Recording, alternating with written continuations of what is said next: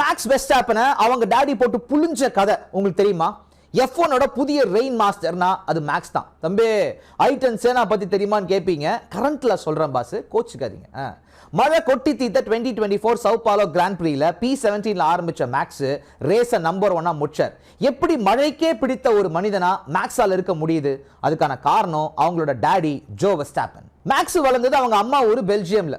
அந்த நாட்டுக்கு ரொம்ப பிடிச்ச விஷயம் 3 இருக்குங்க. மழை மழை மழை மட்டும் தான். சின்ன வயசுல மேக்ஸ காட்டிங் கூட்டு போன அவங்க அப்பா மழையிலையும் நிக்காம வண்டியை ஓட்ட சொல்லுவாராமா.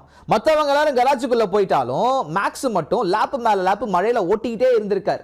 யோ நைனா கையெல்லாம் விரைச்சு போச்சியான்னு சொன்னாலும் எக்ஸாஸ்ட் மேல கொஞ்சம் கையை வச்சுக்க ரெடி ஆயிரும்னு சொல்லியிருக்காரு. அது மட்டும் இல்லாம ஒவ்வொரு தரமும் வண்டியில ஏதாவது ஒரு விஷயத்தை ஜோ வெஸ்டாப்பன் ட்வீக் பண்ணி விட்டுருவாராமா.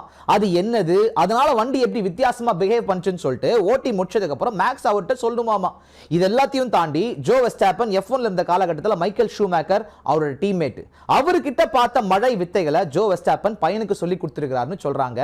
எதுவா இருந்தா என்னங்க, பையனுக்கு திறமை இருக்கு, விருப்பம் இருக்குன்னு தெரிஞ்சுக்கிட்டு அவங்க அப்பா பயங்கரமா புஷ் பண்ணியிருக்காரு. நீங்க எப்படி ஜென்டில் பேரண்டிங்கை சப்போர்ட் பண்றீங்களா? வேற யாரை பத்தி பேசலாம்னு சொல்லிட்டு கீழே எழுதுங்க. இதை பார்க்க வேண்டியவங்களுக்கு மறக்காம அனுப்புங்க.